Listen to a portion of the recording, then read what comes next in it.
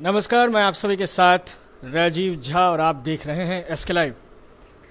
और पूरे भारत में फिलहाल लॉकडाउन जो है वो 5वें चरण, चौथे चरण का लॉकडाउन जो है 31 मई को समाप्त हो चुका है और केंद्र सरकार के निर्देशानुसार 5वें चरण का लॉकडाउन जो है जारी है छूट के साथ।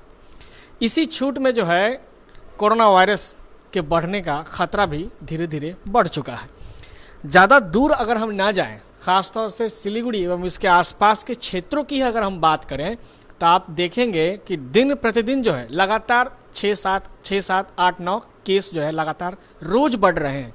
ऐसी स्थिति में जो सिलीगुड़ी के लोग जिस तरह से सड़कों पर उतरते हैं, ये कितना भयावह हो सकता है, इन्हीं सब मुद्दों पर विशेष जानकारी लेने के लिए और विशेष बातचीत करने के लिए हम आपके समक्ष लेकर उपस्थित हुए हैं सिलीगुड़ी के जाने माने डॉक्टर आर.के. अग्रवाल, जो कि सनराइज नर्सिंग होम के प्रमुख भी हैं। सबसे पहले तो इनका एसके लाइव में हम स्वागत करते हैं सर। और दूसरी जो कि जैसा कि मैंने पहले ही कहा कि सर लॉकडाउन का 5वां चरण चल रहा है। कोरोना महामारी को लेकर के जिस तरह से लॉकडाउन का आह्वान केंद्र सरकार और तमाम राज्य सरकारों की ओर से की गई थी, अब जो है धीरे धीरे उसमें छूट देखी जा रही है। तो क्या यह छूट के साथ कोरोना वायरस में कमी आएगी? न लोग सड़कों पर जिस तरह से निकलना शुरू कर दिए हैं, उससे कम्युनिटी स्प्रेड का जो खतरा है वो बढ़ सकता है। हमारे दर्शकों को बताइए आप। जो ये लॉकडाउन 5 जो चल रहा है, इनफैक्ट इट इज अनलॉक पहला चरण स्टार्ट किया है सेंट्रल गवर्नमेंट ने भी और स्टेट गवर्नमेंट ने भी थोड़ी छूट के साथ। बिकॉज काफ़ी दिनों से लोग घर में रह करके अभी सोचने लगे थे कि आर्थिक रूप से एक कमजोरी आ जाएगी लोगों को, इसलिए थोड़ी छूट की ज़रूरत भी थी और दी भी गई है। जहाँ तक केस बढ़ने की बात है, कोई ऐसी अब नॉर्मल चीज़ नहीं हो रही है, कोई डरने की भी बात नहीं है कोरोना से। थोड़ी प्रिकॉशंस तो हम लोगों को अब अपनी यूजुअल हैबिट्स में ही लाना होगा। It is not for the time being कि 10 दिन 15 दिन महीने भर के लिए, बल्कि अपनी रोज़मर्रा की लाइफ में हम लोगों को लाना होगा कि जब तक हम लोगों को जो है कहीं बाहर से आए या बाहर निकले तो अपने हाथ को वॉश किया, मास्क पहनना बहुत ज़रूरी है, सोशल डिस्टेंसिंग हम लोगों को मेंटेन करना होगा और अननेसेसरली बहुत ज़्यादा कहीं पर भी भीड़ नहीं लगानी होगी, उन चीज़ों से बचना होगा। तो एक रेगुलर बदलाव लाने की ज़रूरत है अब लाइफ में और हमें इस कोरोना के साथ ही जीना पड़ेगा। लेकिन ऐसी कोई भयावह स्थिति नहीं है। एक तो कारण यह है कि जो रेट ऑफ रिकवरी है बहुत बढ़िया है इंडिया में। It is almost now it is more than 50%। Rate of recovery is so good. दूसरी चीज़ है डेथ रेट भी बहुत कम है, इट इज़ लेस देन 3%। तो मेरा ये मानना है कि जो लोग हैं जिनकी एज जो है मोर देन 60 है, उनको थोड़ी प्रिकॉशंस की ज़्यादा ज़रूरत है। जो बच्चे हैं उनको थोड़ी प्रिकॉशंस की ज़रूरत है। अदरवाइज़ इतना कोई घबराने की ज़रूरत बिल्कुल नहीं है। तो हमको लगता है कि विद द टाइम बिंग हम उम्मीद करते हैं कि आने वाले दिनों में मे बी ए मंथ और 2 और 3 वैक्सीन्स भी डेवलप होएंगी। Lot of research work is going on और भी कोई स्पेसिफिक मेडिकेशंस भी आएगा। अदरवाइज आल्सो सिम्टोमेटिक ट्रीटमेंट से पेशेंट ठीक हो रहे हैं और ऑलमोस्ट रिकवरी रेट जो है इतनी बढ़िया हो गया है और 97-98% पेशेंट हमारे ठीक होकर चले जाते हैं।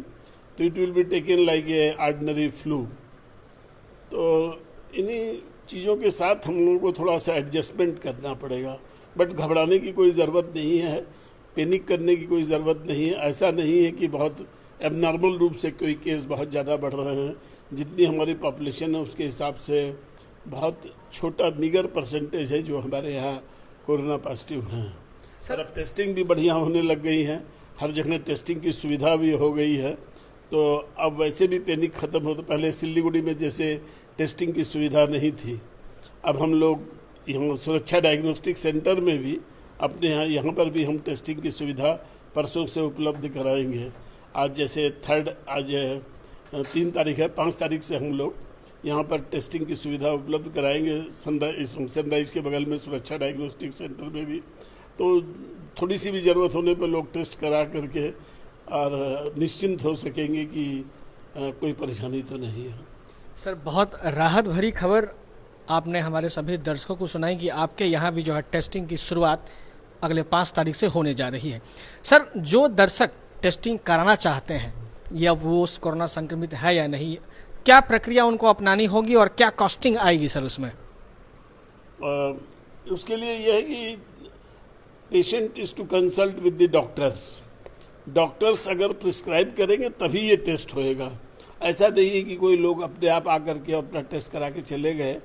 डॉक्टर्स का प्रिस्क्रिप्शन होगा, there is any need is there or not, और वो अपने प्रिस्क्रिप्शन पे अपना सब कुछ लिख करके भेजेंगे तो उनकी टेस्टिंग की जाएगी और उसका result with in 48 to 72 hours में मिल जाएगा उनको। मतलब कोई भी व्यक्ति आकर के स्वतः जांच नहीं करा सकता है जब तक डॉक्टर उसे प्रिस्क्राइब न करे। हाँ, मैंने स्वतः नहीं हम लोग अलाउ करेंगे।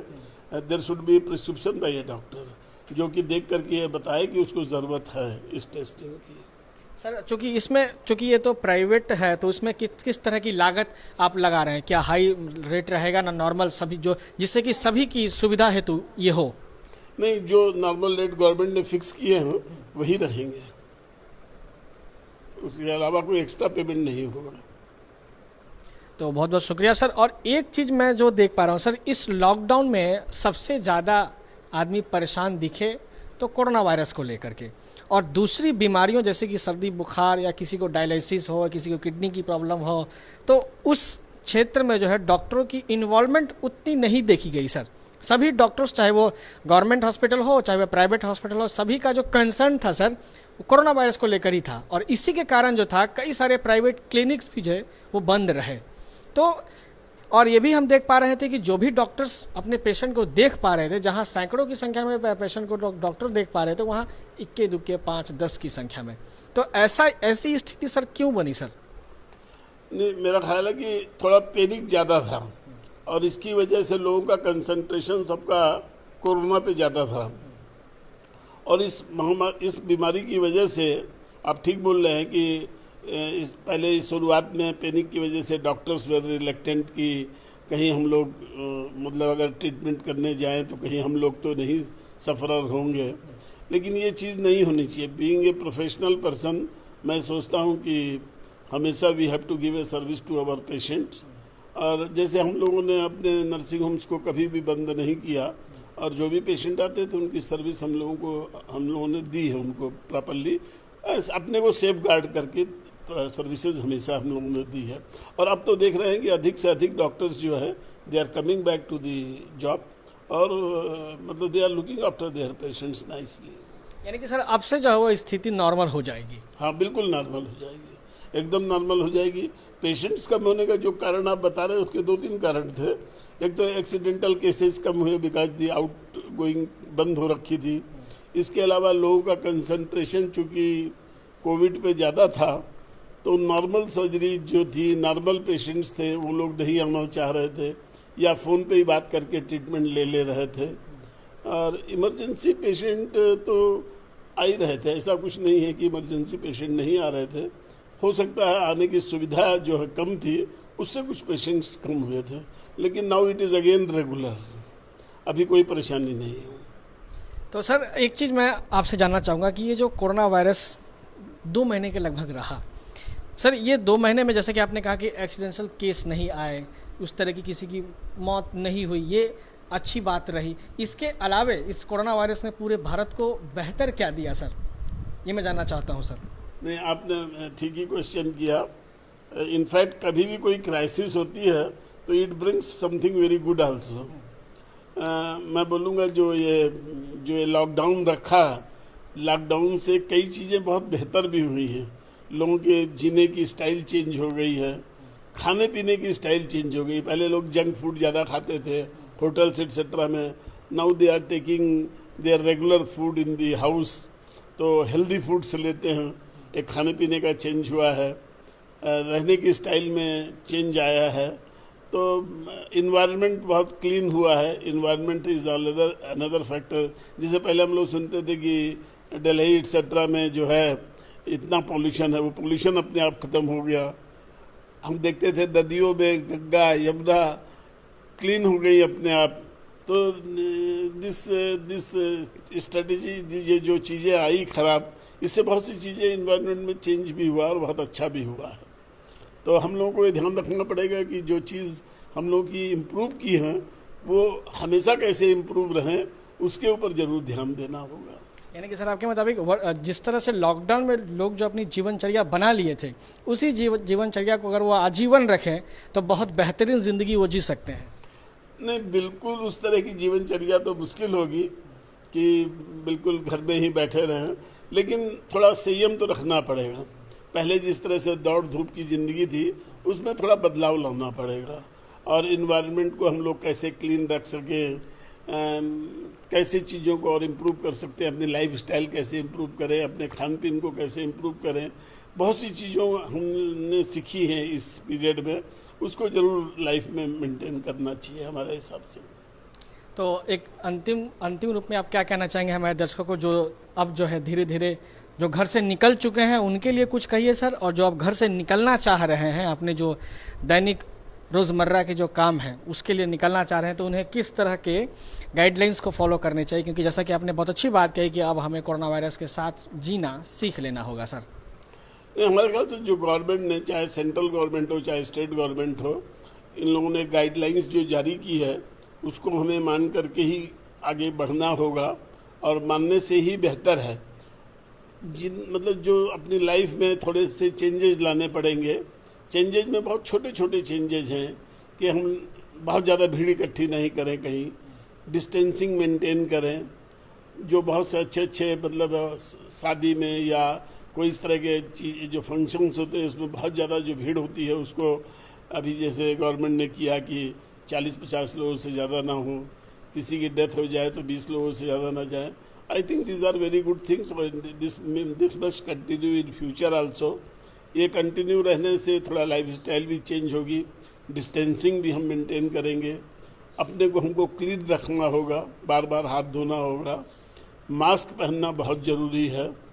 और जैसा कि गवर्नमेंट ने बताया कि भाई अगर आप गाड़ी में चलते हैं तो 2 पैसेंजर से ज़्यादा लेके ना चलें, डिस्टेंसिंग मेंटेन करें।